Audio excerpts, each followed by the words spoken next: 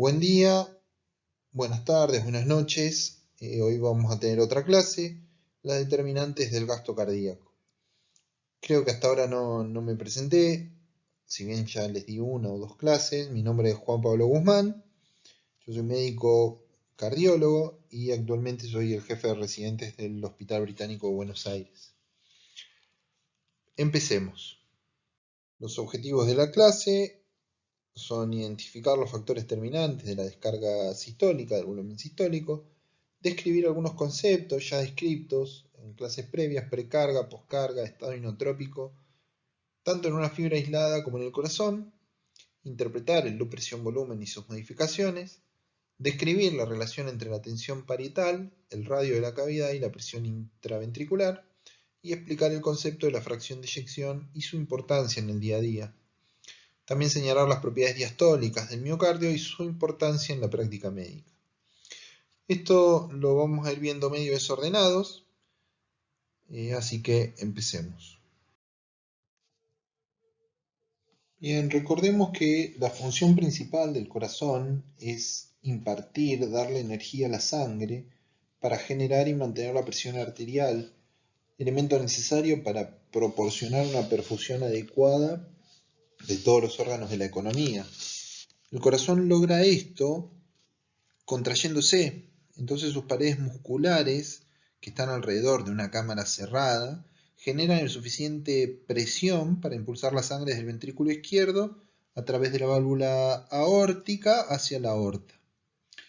Simultáneamente, el ventrículo derecho se contrae e impulsa la sangre a través de la válvula pulmonar hacia la arteria pulmonar para perfundir los pulmones.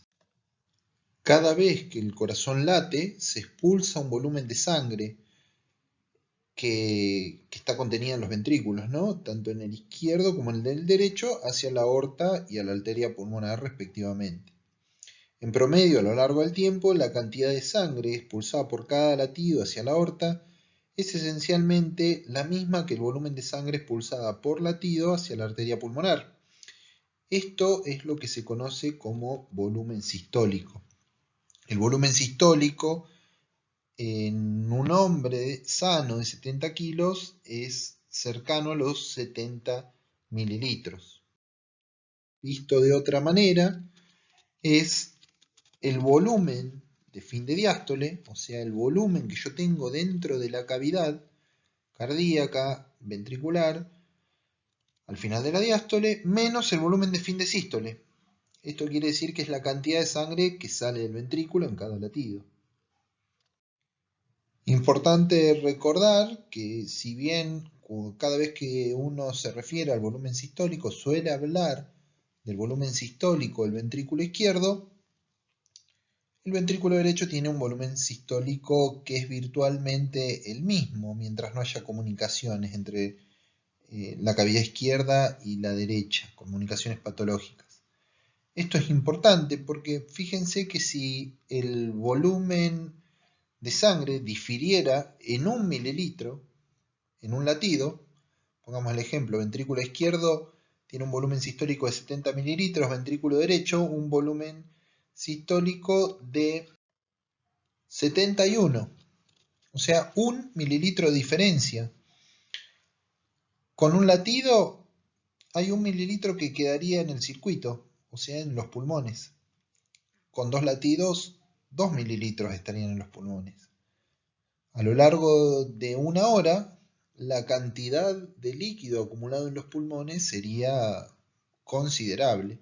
Por eso que virtualmente el volumen sistólico del ventrículo derecho debe ser el mismo que el del ventrículo izquierdo.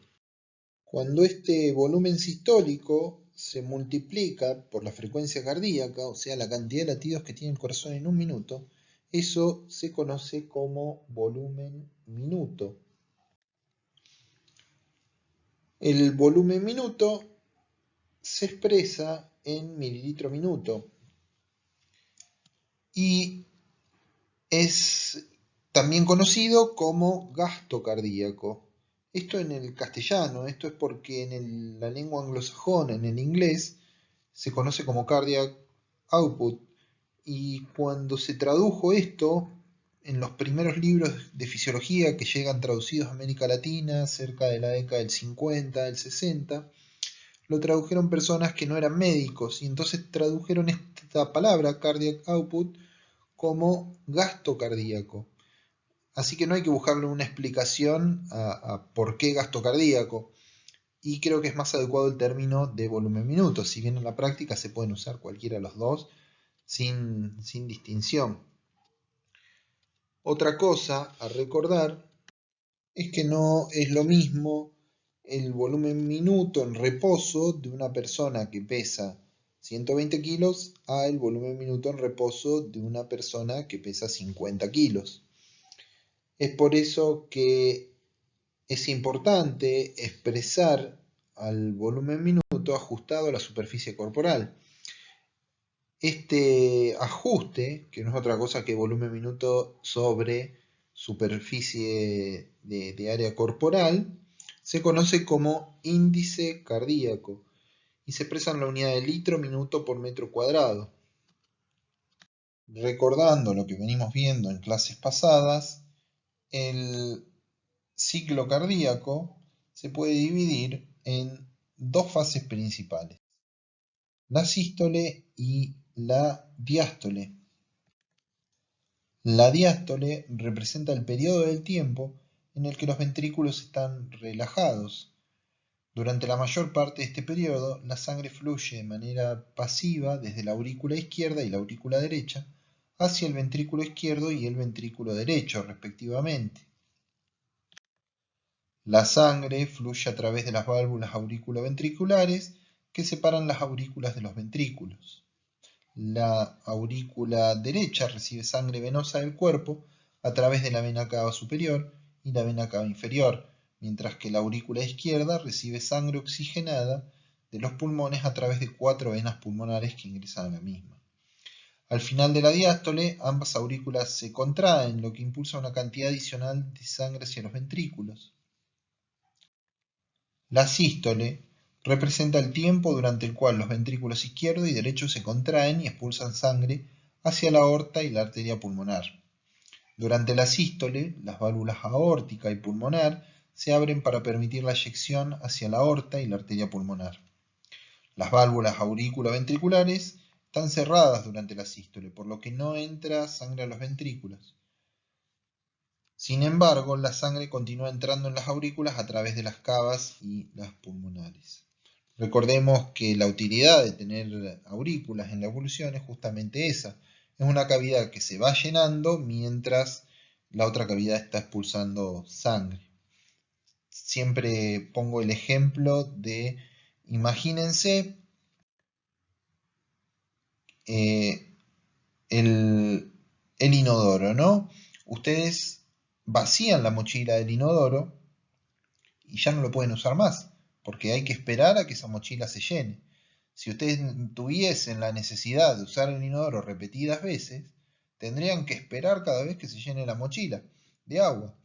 Para que eso no pase, podrían poner un segundo reservorio para que se vaya llenando mientras el primero se va vaciando. Esta no es otra cosa que la función de las aurículas.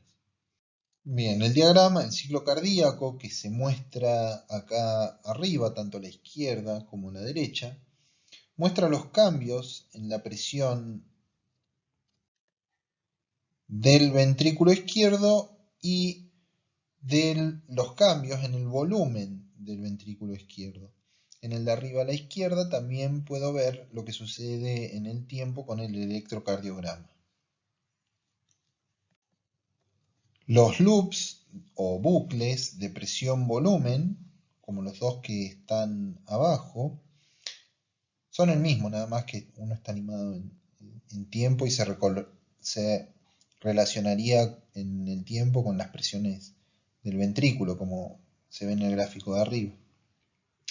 Estos loops se derivan de la información de presión y volumen del diagrama del ciclo cardíaco. Para generar un loop presión-volumen del ventrículo izquierdo, se traza en el eje vertical la presión y en el eje horizontal los volúmenes del ventrículo durante el tiempo de un único ciclo cardíaco completo. Es así como se puede dividir el ciclo en 4 fases básicas.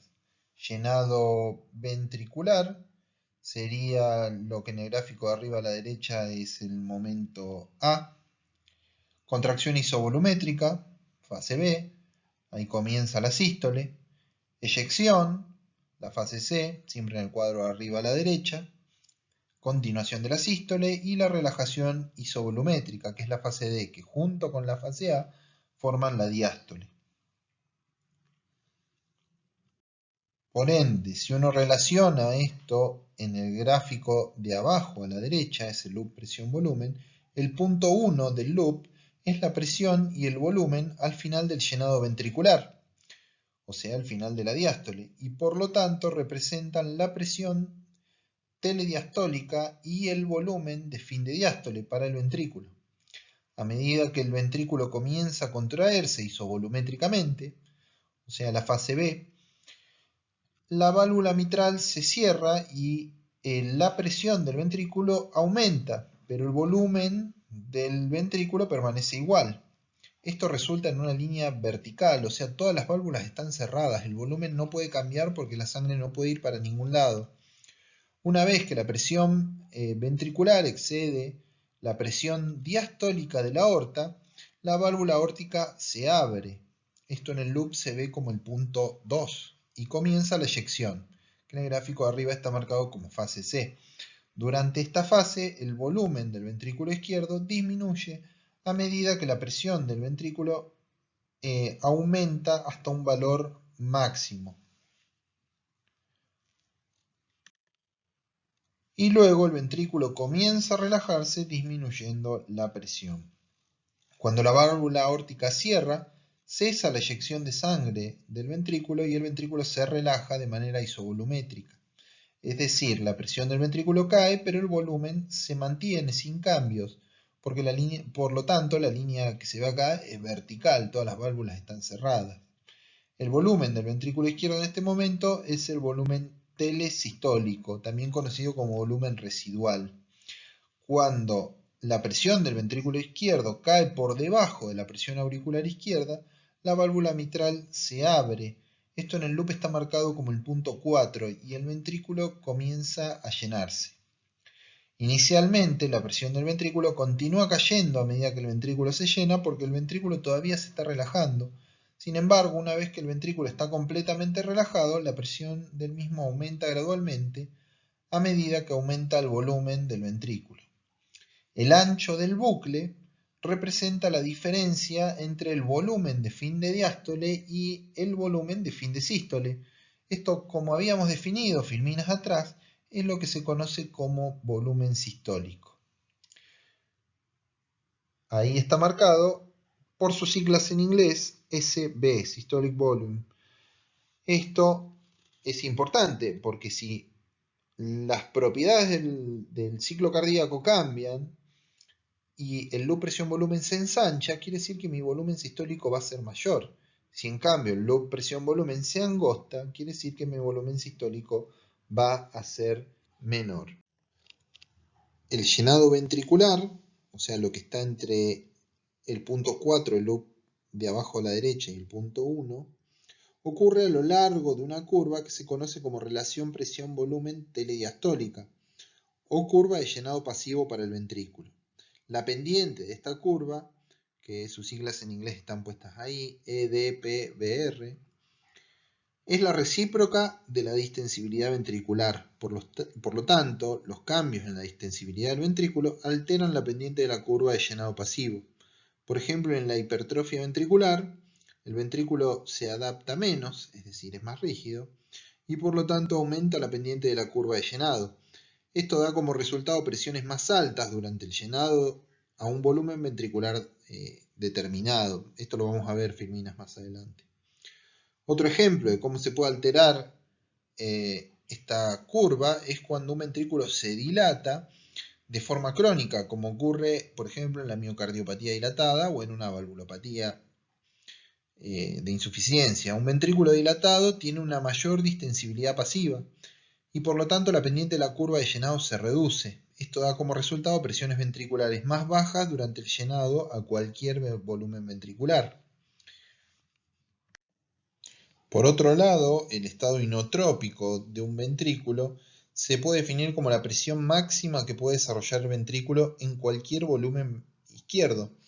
Esto lo va a determinar una pendiente que ahí pueden ver bajo las siglas ESPBR, que no es otra cosa que la relación presión-volumen telesistólica, y se calcula de manera experimental ocluyendo la vena cava inferior. Esto reduce el retorno venoso del corazón y genera una precarga ventricular disminuida y hace que el loop presión-volumen se desplace hacia la izquierda y se haga más pequeño a lo largo de varios latidos cardíacos. Siempre que se desplaza a la izquierda se va a desplazar sobre esa pendiente.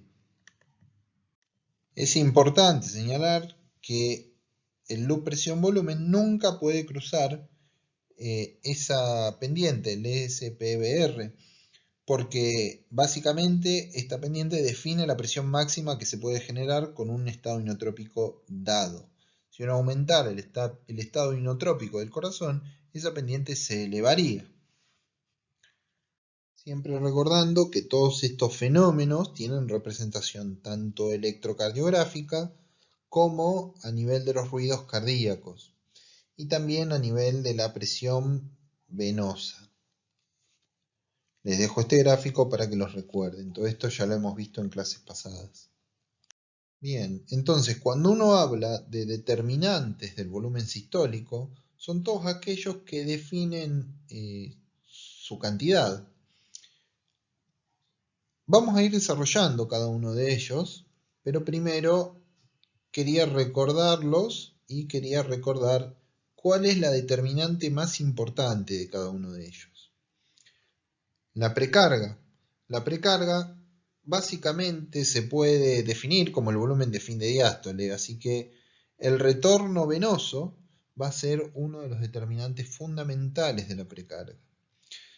La poscarga, su determinante principal va a ser la resistencia vascular periférica. En cuanto a la contractilidad, su determinante va a ser la disponibilidad de la célula al calcio, siempre y cuando esté todo el aparato sarcomérico estructuralmente sano. Y yo quiero plantear algo que se está viendo mucho en los últimos años, que se supo siempre, que otro determinante no clásico del volumen sistólico es la sincronía ventricular. Porque sin ser patológico, los distintos corazones tienen distintos grados de sincronía ventricular. Mucha gente nace con un bloqueo de la conducción, un rama derecha, un rama izquierda, sin que eso sea necesariamente patológico. Y teniendo una precarga adecuada, una poscarga adecuada y una contractilidad adecuada, el volumen sistólico puede variar en estas personas en base a la sincronía ventricular. ¿Qué quiere decir esto? Que el corazón, como una bomba, se contraiga de manera uniforme, pareja y como la naturaleza dicta que lo tiene que hacer. Imagínense ustedes exprimiendo un pomo de un dentrífico. Si ustedes lo oprimen en todas las direcciones, van a tener que la pasta dental sale de manera correcta. Sin embargo, si lo oprimen con la misma fuerza, pero en una única dirección, no va a ser la misma cantidad de pasta dental la que salga. Y sin embargo, ustedes usaron la misma fuerza. Es por eso que yo creo que la sincronía ventricular es algo que es muy importante a la hora de determinar el volumen sistólico.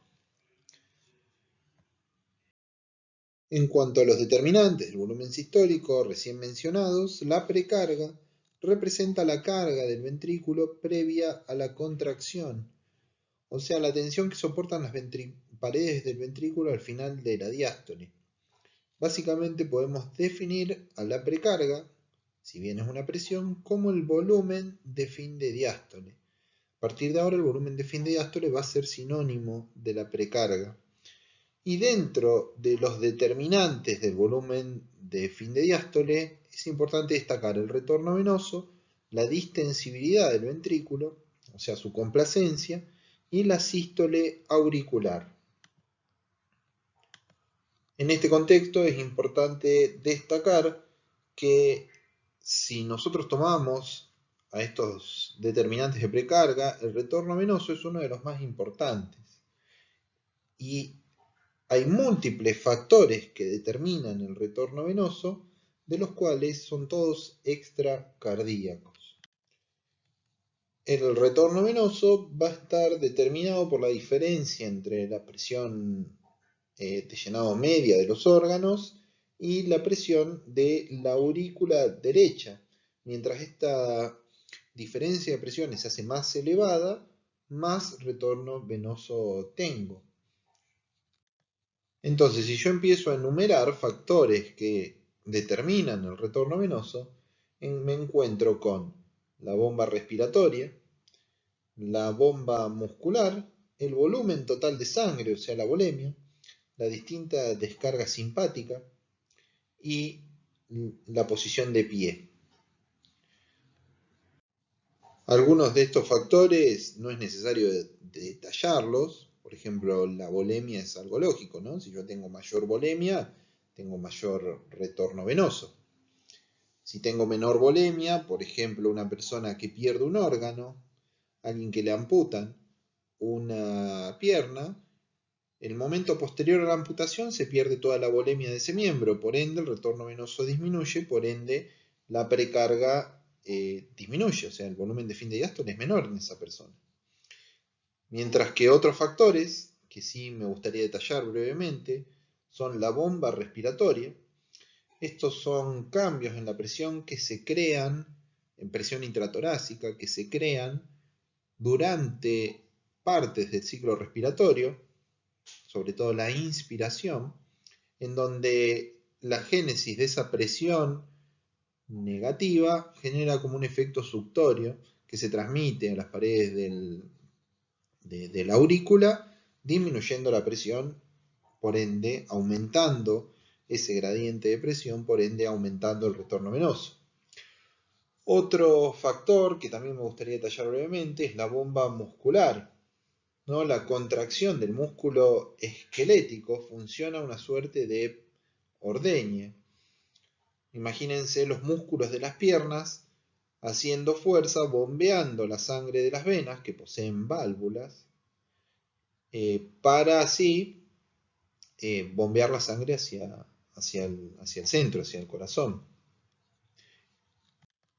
La posición del cuerpo, otro factor que modifica el retorno venoso. Cuando uno está de pie, se genera un pool de sangre en las piernas que cuando uno se acuesta, esto se redistribuye hacia lo central. Es así como mucha gente que por ahí tiene síncopes vasovagales, en donde por momentos se pierde la cantidad disminuye, pasan muchas cosas que no voy a detallar, pero disminuye drásticamente. Una de las cosas es que disminuye drásticamente la precarga, esa persona se desmaya. ¿Y ustedes qué tienden a hacer? A levantarle las piernas. Eso es porque la sangre de las piernas va a fluir hacia el centro y va a aumentar el volumen de fin de diástole rápidamente. Subir las piernas tiene el mismo efecto que infundir cerca de 200 mililitros de solución fisiológica en el cuerpo. Y estos cambios en el volumen de fin de diástole se van a evidenciar en el loop presión-volumen de la siguiente manera. A medida que aumenta el volumen de fin de diástole, el loop se va ensanchando sobre la curva de la relación presión-volumen de fin de diástole, y al ensancharse aumenta el volumen sistólico. Por ende, los aumentos en la precarga aumentan el volumen sistólico, mientras que la disminución de la precarga la disminuye. La precarga es directamente proporcional al volumen sistólico. Los otros factores que destaco como determinantes de la precarga son la distensibilidad del ventrículo y la sístole auricular la cual no voy a detallar demasiado. Es importante sobre todo cuando aumenta mucho la frecuencia cardíaca o el ventrículo es muy rígido. En esos casos se necesita un refuerzo para poder alcanzar un volumen de fin de diástole adecuado. Fuera de esos casos, la realidad es que la sístole auricular solo proporciona cerca de un 10 a 15% del volumen de fin de diástole y uno no tendría problemas en perderla, como le pasa a las personas que tienen una arritmia en donde se pierde la sístole auricular. Esta arritmia se conoce como fibrilación auricular. Sin embargo, durante el ejercicio y durante, como les digo, algunos estados patológicos de ventrículos rígidos, la pérdida de la sístole auricular es algo muy, muy malo. En cuanto a la distensibilidad ventricular, recordemos que una cavidad es distensible cuando permite el llenado sin elevar demasiado sus presiones. Esta distensibilidad se refleja en la curva, que es la base de la presión-volumen, que es la curva relación presión-volumen fin de diástole. Cuando yo tengo ventrículos muy rígidos, o sea, su compliance disminuye, tengo la curva de arriba a la izquierda. Fíjense cómo a un determinado volumen esa curva tiene presiones mucho más altas que en el mismo volumen de una curva normal. En cambio, si la compliance o distensibilidad ventricular disminuye, yo tengo que con el mismo volumen de sangre una presión menor. Es por eso que es importante para el volumen de fin de diástole la distensibilidad del ventrículo. Ahora, es interesante cómo el corazón, cualquier cosa que le llega, saca un volumen similar. Esto lo notaron hace como mucho tiempo dos fisiólogos, Frank y Starling, en cuyo trabajo original literalmente decían: el corazón saca lo que le tiran, y esto tiene ciertas bases moleculares. Vamos a hablar brevemente sobre la ley de Frank-Starling, que ya deben conocer a esta altura. ¿Cuáles son las bases moleculares de esto? Bueno, cuando aumenta el retorno venoso, aumenta el llenado ventricular, aumenta el volumen de fin de diástole. Por lo tanto, como ya definimos, la precarga. En este momento, la precarga, que es el estiramiento inicial de los miocitos cardíacos antes de la contracción, aumenta la longitud del sarcómero. O sea, a medida que los miocitos están más estirados, el sarcómero también se estira, como están viendo en la figura de la izquierda. Durante el fin de la diástole, o sea, la relajación, ven cómo el sarcómero se estira. Esto permite un aumento en la generación de fuerza y permite que el corazón expulse al retorno venoso adicional, aumentando así el volumen sistólico. Este fenómeno se puede describir en términos mecánicos por las relaciones longitud-tensión y fuerza-velocidad del músculo cardíaco. El aumento de la precarga aumenta la tensión activa desarrollada por la fibra muscular y aumenta la velocidad de acortamiento de la fibra en una poscarga y un estado inotrópico determinado. Un mecanismo para explicar cómo la precarga influye en la fuerza contráctil es que el aumento de la longitud del sarcómero aumenta la sensibilidad al calcio de la troponina C, lo que aumenta la tasa de unión y desprendimiento del puente cruzado y la cantidad de tensión desarrollada por la fibra muscular.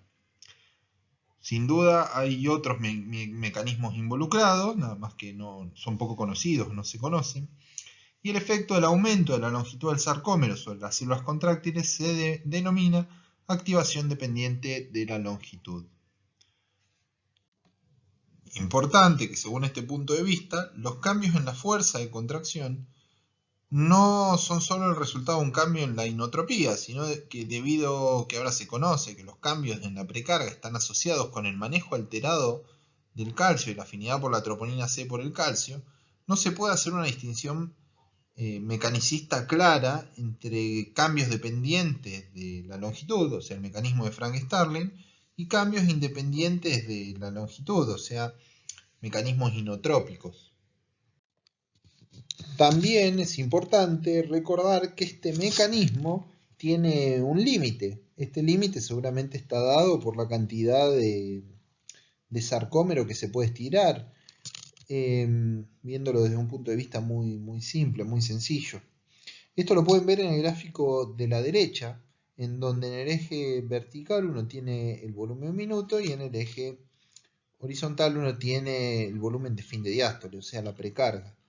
A medida que la precarga aumenta, desde un punto inicial, el volumen minuto también aumenta, hasta que llega un momento que se conoce como meseta de Frank Starling, en donde el volumen minuto deja de aumentar a pesar de que yo siga aumentando la precarga. Entonces, si ustedes tienen un paciente, supónganse hipovolémico, con un bajo volumen minuto, y ustedes quieren mejorar su volumen minuto en base a administrarle fluidos de manera endovenosa, inicialmente ese volumen minuto va a mejorar, pero en un momento van a llegar a la meseta y a partir de ahí la administración de líquidos no va a tener ningún sentido. La poscarga representa las condiciones de carga sistólicas. Es la tensión parietal que soporta la pared durante la contracción. La poscarga se puede considerar como la carga contra la que el corazón debe expulsar sangre. En términos simples, la poscarga del ventrículo izquierdo está estrechamente relacionada con la presión aórtica. Para apreciar la poscarga en las fibras musculares individuales, a menudo se expresa como estrés parietal.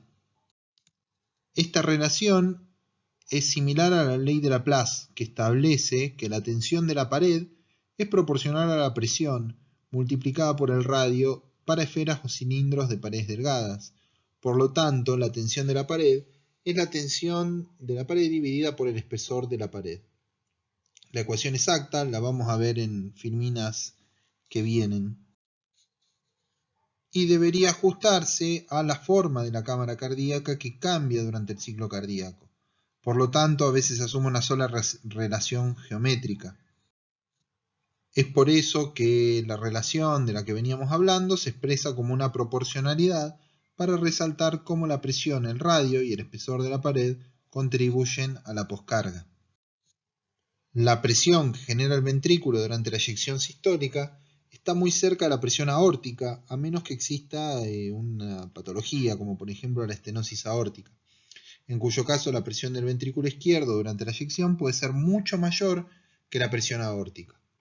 A una presión intraventricular determinada, la tensión de la pared y por lo tanto la poscarga aumentan por un aumento del radio interior del ventrículo. Un ventrículo hipertrofiado que tiene una pared engrosada tiene menos tensión en la pared y una poscarga menor.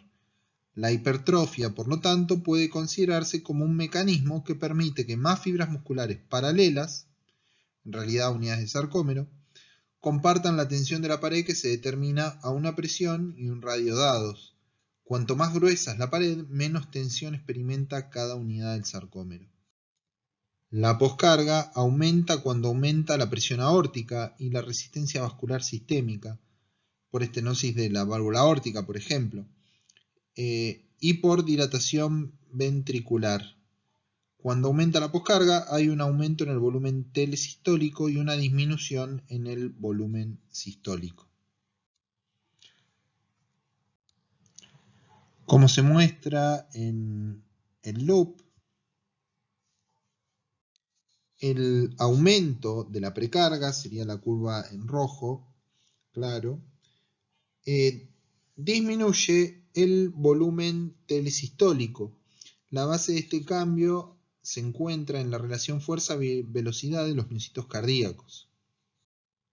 Un aumento de la poscarga disminuye la velocidad de acortamiento de la fibra, debido a que el periodo de tiempo disponible para la expulsión es poco, cerca de 200 milisegundos. Una disminución en la velocidad de acortamiento de la fibra reduce la tasa de expulsión de volumen, de modo que queda más sangre dentro del ventrículo al final de la sístole. Por el contrario, una disminución de la poscarga disminuye el volumen telesistólico. Esto aumentaría el volumen sistólico. La poscarga per se no altera la precarga, sin embargo, la precarga cambia secundariamente a los cambios de la poscarga, ya que el aumento de la poscarga no solo reduce el volumen sistólico, sino que también aumenta la presión telediastólica del ventrículo izquierdo. Esto ocurre porque el aumento del volumen telesistólico residual que queda en el ventrículo se suma al retorno venoso y esto aumenta el volumen telediastólico. Este aumento de la precarga activa el mecanismo de Frank-Starling que vimos recién para compensar parcialmente la reducción del volumen sistólico provocada por el aumento de la poscarga. ¿Por qué destaco la interacción entre la poscarga y la precarga? Ya que se utiliza en el tratamiento de la insuficiencia cardíaca. En esta se utilizan fármacos vasodilatadores para aumentar el volumen sistólico al disminuir la presión arterial, como vemos en la filmina. La resistencia periférica y la impedancia aórtica son determinantes de la poscarga. Y al mismo tiempo, con esto, con la instalación de fármacos vasodilatadores, reduzco la precarga ventricular. Esto se puede ilustrar como una disminución de la precarga mejoraría el volumen sistólico, cosa que vemos en el gráfico verde. A modo de resumen, la poscarga es inversamente proporcional al volumen sistólico. Disminuye la poscarga, aumenta el volumen sistólico. Aumenta la poscarga, disminuye el volumen sistólico. La contractilidad o inotropismo es la capacidad de contraerse el miocardio en independencia de las condiciones de carga. Recordemos que los cambios en la inotropía son una característica importante del músculo cardíaco, porque a diferencia del músculo esquelético, el músculo cardíaco no puede modular su generación de fuerza a través de cambios en la actividad del nervio motor y el reclutamiento de unidades motoras. Cuando el músculo cardíaco se contrae, todas las fibras musculares se activan, y los únicos mecanismos que pueden alterar la generación de fuerza son los cambios en la longitud de la fibra, ya sea en la precarga y cambios en la inotropía, o sea, activación independiente de la longitud. La influencia de los cambios inotrópicos en la generación de fuerza se demuestra claramente mediante el uso de diagramas longitud-tensión, que los invito a ver en cualquier libro de fisiología. Yo hoy no los quiero aburrir con eso, pero a modo de resumen, en esos diagramas longitud-tensión se puede ver cómo el aumento de la inotropía aumenta la tensión activa a una precarga fija. Además, la propiedad inotrópica del músculo cardíaco, siempre que hablo de inotropismo hablo de contractilidad, ¿no? Se muestra en la relación fuerza-velocidad como un cambio en la velocidad máxima de la fibra, es decir, un cambio en la velocidad máxima de acortamiento en la fibra con poscarga cero. El aumento de la velocidad de acortamiento de la fibra que se produce con el aumento de la inotropía aumenta la tasa de desarrollo de la presión ventricular. Esto se manifiesta como un aumento en lo que se conoce como dPdt máximo, es decir, la tasa de cambio de presión durante la fase de contracción isovolumétrica. Debido a estos cambios en las propiedades mecánicas de la contracción del músculo cardíaco, un aumento de la inotropía conduce a un aumento del volumen sistólico ventricular. Como habíamos dicho algunas minas atrás, yo puedo ver el estado inotrópico del corazón en base a una pendiente. Esa pendiente que no es otra cosa que la relación volumen-presión de fin de sístole. Viendo el loop, ahí puedo mostrar esto que les digo. Imagínense un loop como este que ven, en donde el volumen telediastólico disminuye cuando aumenta la contractilidad. Esto es porque el aumento de la contractilidad aumenta esa pendiente, corriendo el volumen de fin de sístole más a volúmenes menores, aumentando el volumen sistólico. Los cambios en el estado inotrópico son particularmente importantes durante el ejercicio. Los aumentos en el estado inotrópico ayudan a mantener el volumen sistólico a frecuencias cardíacas muy altas y presiones arteriales elevadas. El aumento de la frecuencia cardíaca por sí solo disminuye el volumen sistólico, debido a la reducción del tiempo de llenado diastólico, que disminuye el volumen de fin de diástole. La presión arterial elevada durante el ejercicio aumenta la poscarga en el corazón, lo que tiende a reducir también el volumen sistólico.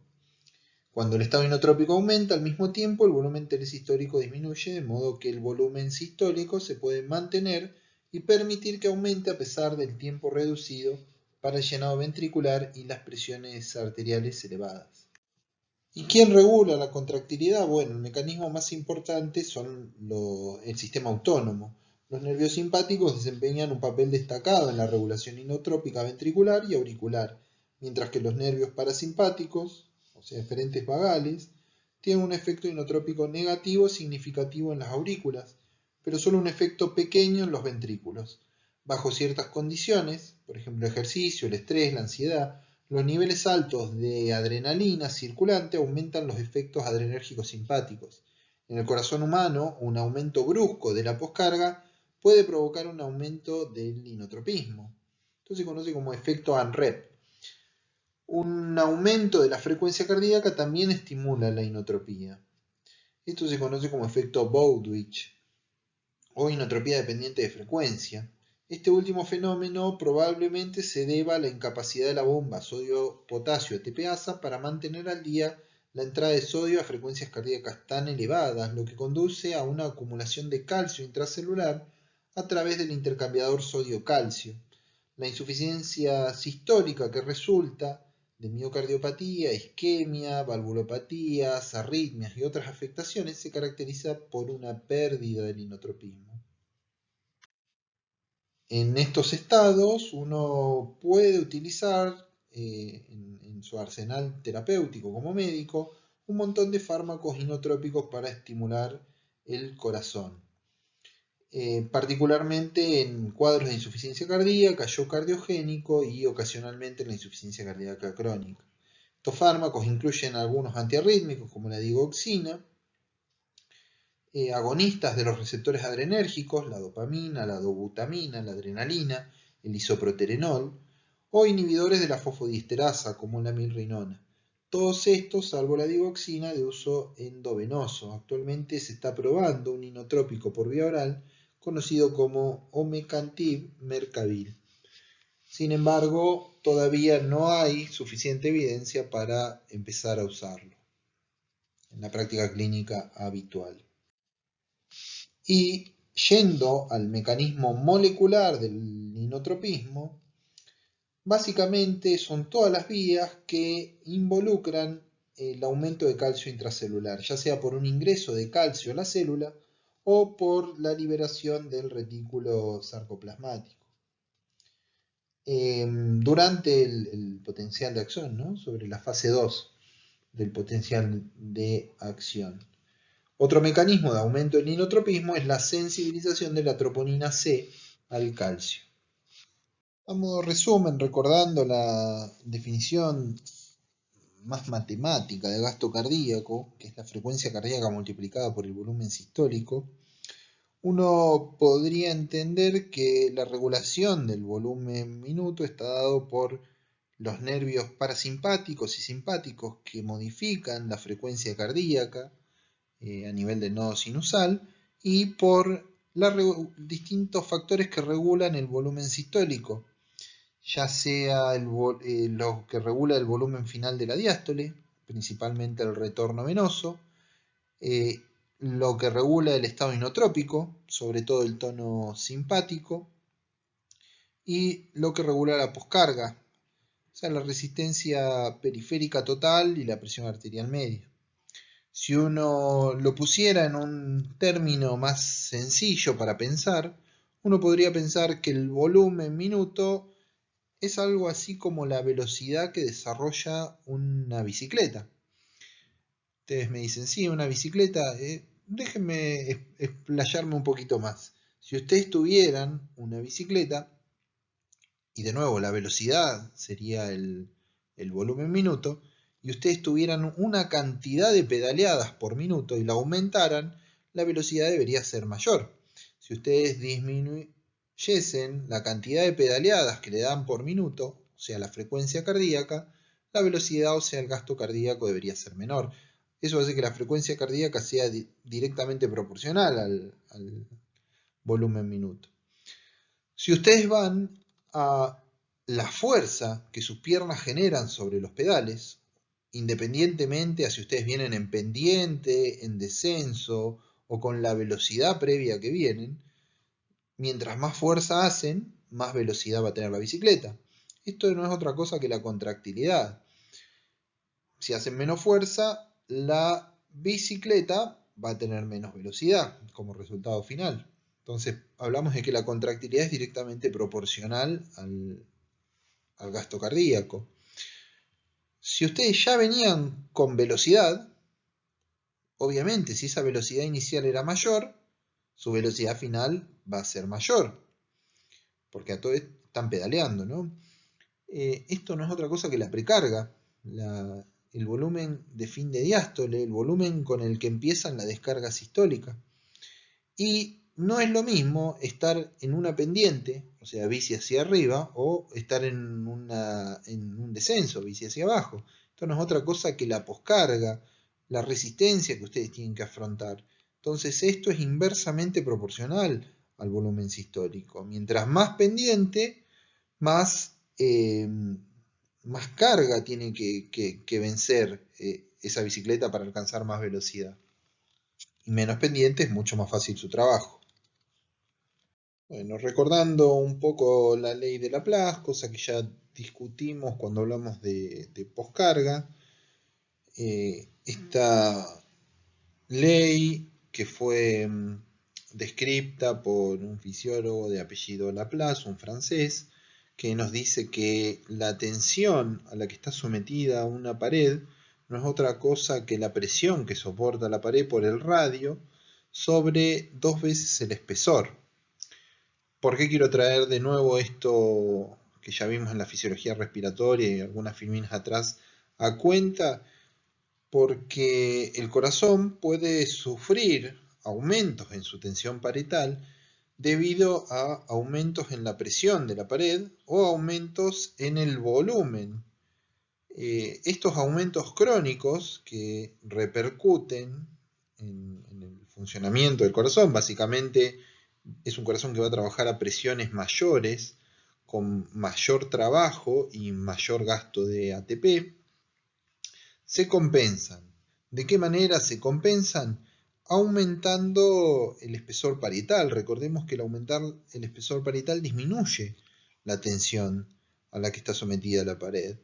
Es por eso que los aumentos de presión llevan a hipertrofia concéntrica, o sea, un aumento de la pared en el espesor de la pared, sin muchos cambios en el volumen de la cavidad, y los cambios crónicos en los aumentos de volumen, en la sobrecarga de volumen, llevan a una hipertrofia parietal, pero excéntrica, con aumento del espesor de la pared, pero también un aumento del tamaño de la cavidad. Todos estos aumentos responden a la ley de Laplace. Bien, existen ciertas situaciones en donde medir el gasto cardíaco tiene utilidad para orientar conductas, o sea, tratamientos, o incluso a veces llegar al diagnóstico. Les pongo algunos ejemplos extremos. Imagínense que tienen un paciente con una hemorragia masiva. No es lo mismo una hemorragia que el cuerpo puede compensar y mantener el gasto cardíaco a una hemorragia en donde el gasto cardíaco queda disminuido. Es verdad, lo notarían de manera clínica, esa persona estaría lo que se conoce inestable hemodinámicamente, tendría la presión baja, tendría signos en su cuerpo de mala perfusión. Sin embargo, es útil para la respuesta, para conocer la respuesta adecuada al tratamiento que yo le doy a esa hemorragia, la medida del gasto cardíaco. Otra situación, imagínense una persona con un infarto. Bueno, no es lo mismo un infarto que no modifica el gasto cardíaco a un infarto que genera una lesión tan grande en el ventrículo que disminuye el gasto cardíaco. Obviamente es un cuadro mucho peor. Entonces, en algunas situaciones es importante conocer el gasto cardíaco de una persona. ¿Cómo podemos conocerlo? En la teoría yo tengo múltiples formas de calcular el gasto cardíaco que son aplicables, como el principio de Fick, que básicamente consiste en tener en mente que la extracción de oxígeno de los tejidos.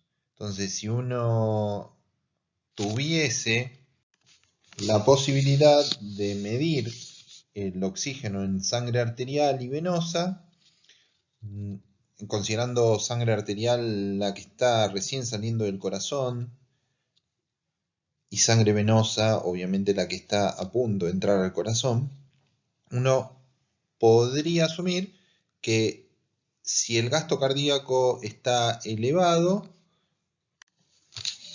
la diferencia de oxígeno entre la sangre arterial y venosa debería ser inversamente proporcional, o sea, estar disminuida. En cuanto a los métodos de dilución, tiene una aplicación similar.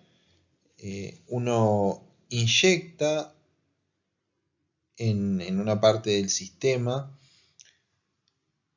una sustancia a una temperatura fría y se ve que si tiene un punto más adelante en donde medir la temperatura, estados de gasto cardíaco disminuidos hacen que la temperatura no se modifique demasiado. En cambio, gastos cardíacos aumentados, la temperatura se normaliza más con respecto al sistema que se introduce. Supónganse, yo meto solución salina a la sangre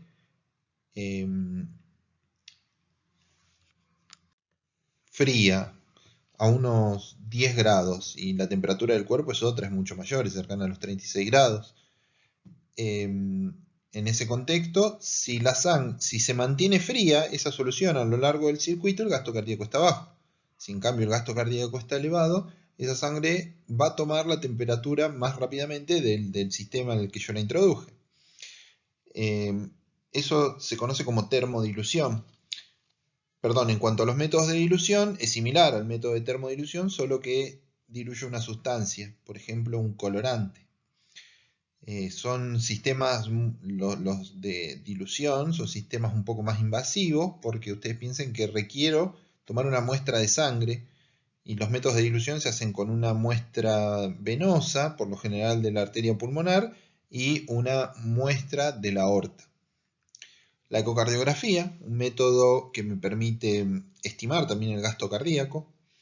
La cardiografía por impedancia, que constituye una forma no invasiva, sin embargo poco fidedigna de estimar el gasto cardíaco. Sin embargo, en la práctica yo tengo pocas herramientas en cuanto a la teoría. Como les decía, la cardiografía por impedancia queda totalmente descartada porque es un método poco fidedigno. Es un método en donde pasa una corriente a través del cuerpo y cuando llega al tórax, si esa corriente pasa con más facilidad, uno estima que hay más volumen de sangre pasando por ahí, por ende, uno debería tener un gasto cardíaco más alto. La ecocardiografía es un método muy útil que se puede usar en casi cualquier lado hoy en día y es un método no invasivo. La termodilución transpulmonar es un método invasivo, sin embargo fue popularizado cerca de la década del 70 en las cirugías cardíacas. Los métodos de dilución son cruentos y complejos y el principio de Fick no es tan fidedigno en la práctica. Entonces, ¿qué usamos en el día a día para conocer el gasto cardíaco de los pacientes? Como les contaba, un método invasivo es la termodilución transpulmonar, se suele hacer con un catéter llamado Swan-Ganz, en honor a los dos cirujanos que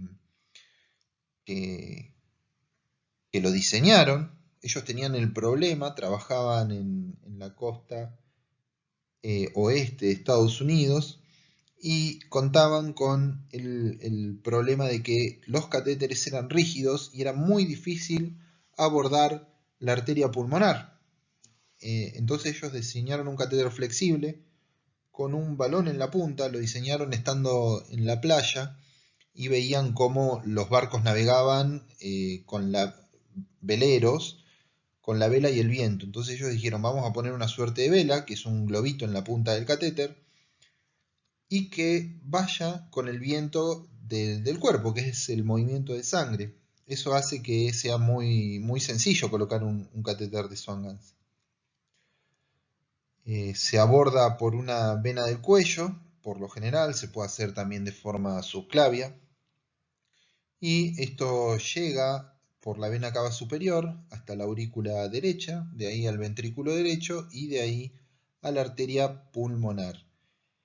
Este catéter tiene dos sensores de temperatura, entonces cuando yo inyecto solución salina fría por uno de los extremos del catéter, y un extremo proximal y uno distal, uso el método de termodilución transpulmonar, dándome un valor de gasto cardíaco. Otro método no invasivo que no está mencionado en la teoría son métodos de análisis estadístico que tienen en cuenta que la onda de pulso y su forma es proporcional al volumen sistólico. ¿Qué quiere decir esto? Que si el volumen sistólico aumenta, la onda de pulso debería aumentar. Esto lo tabulan en valores de un montón de personas, en donde compararon volumen sistólico y la morfología de esa onda de pulso y lo extrapolan a un valor. Estos sistemas requieren la inserción de un catéter venoso central y de un catéter arterial, por lo general en la arteria femoral. Y la tercera forma no invasiva es la ecocardiografía. El flujo de sangre genera una onda Doppler que yo con eso puedo estimar el flujo total de sangre, y conociendo otros parámetros como el valor del tracto de salida del ventrículo izquierdo y conociendo el flujo de sangre que hay ahí en ese momento, yo puedo calcular el gasto cardíaco. Otro valor interesante de medir en la práctica clínica es la fracción de eyección. ¿Qué es la fracción de eyección? Bueno, hasta ahora veníamos hablando de volumen sistólico. Trae un problema consigo el volumen sistólico. Habíamos establecido un valor de 70 mililitros. Pero si yo pongo, por ejemplo, a Tyrion Lannister con ese volumen sistólico, es muy probable que sea demasiado para su corazón. Y si me voy al otro extremo y pongo a la montaña con ese volumen sistólico, es muy probable que eso sea muy poco. Entonces, ¿cómo puedo yo valorar la función ventricular de una manera adimensional en cuanto a la dimensión del individuo, ¿no? Para eso yo tengo la fracción de eyección.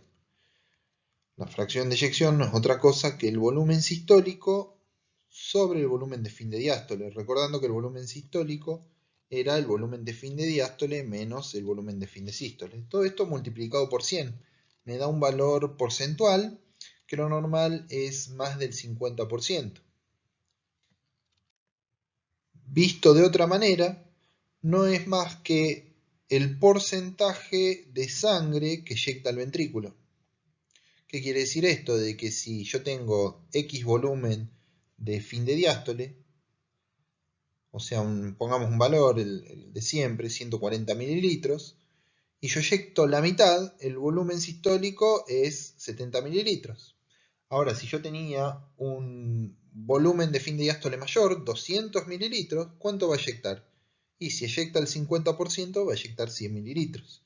Ese corazón, que es el mismo y que varía su volumen de fin de sístole en ejercicio, pongámosle, y en reposo, mantiene una fracción de eyección constante.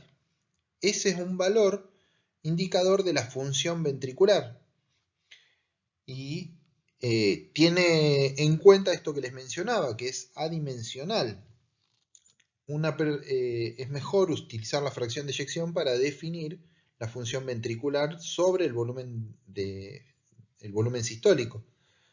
En mi caso particular, yo tengo 2 metros de altura, tengo una superficie corporal muy grande y un volumen sistólico de 70 es muy poco para mí. Otra persona, con el ejemplo que les puse al principio, un enano con un volumen sistólico de 70, por ahí es un montón. Sin embargo, si somos dos personas sanas, nuestra fracción de eyección es la misma, que sería más del 50%. Entonces, uno tendería a pensar que una persona que tiene una fracción de eyección normal tiene un corazón sano. Sin embargo, esto no es tan así. Existe una entidad, cosa que ya vimos en la clase de insuficiencia cardíaca, que es la insuficiencia cardíaca con fracción de eyección preservada, fracción de eyección normal. Imagínense que tienen un ventrículo muy hipertrófico.